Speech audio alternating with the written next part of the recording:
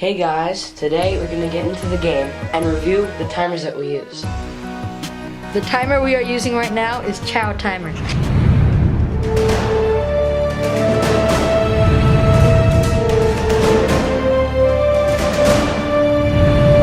You can get it on all Apple devices and it's free.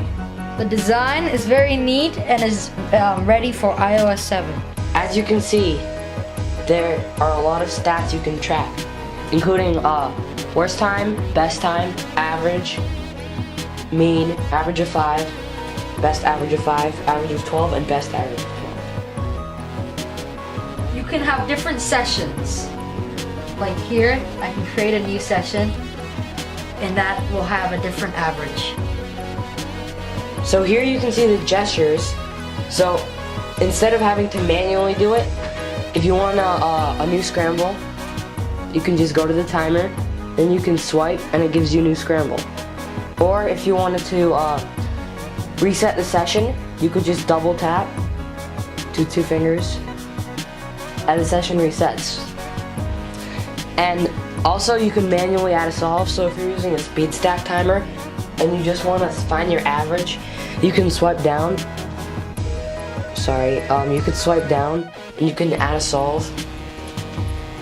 And also, you can easily delete solves like that, but just by swiping. So it's actually really easy to use this timer. A cool feature about this timer is you can change how the theme is. So if you wanted to make the top bar right here, if you want to make it different colors, it's really easy.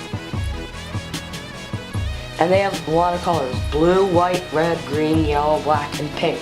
So you have a lot of colors to choose from. You can have different settings, like you can always skip the inspection if you wanted to, and there's an awesome feature where you can just hit the table and the iPad will pick that up and turn off the timer. As you can see, we have the not stop on, and I found that the sensitivity, the higher it is, the more likely that you're accidentally going to stop accidentally. As you can see, all you need to do to stop the timer is drop the cube onto the table, or if you have a pad, or if you have a stack mat pad, yeah, for the stack mat timer.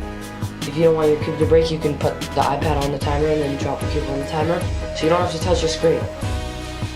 The last cool feature we have is that you can change what type of scramble you have. So as you can see, there is 2x2, there are a bunch of different types for 2x2, and then there's 3x3. The cool thing about the 3x3, they have random state, which is what most people do. They also have cross solve, last layer, PLL, corners only, and all this stuff.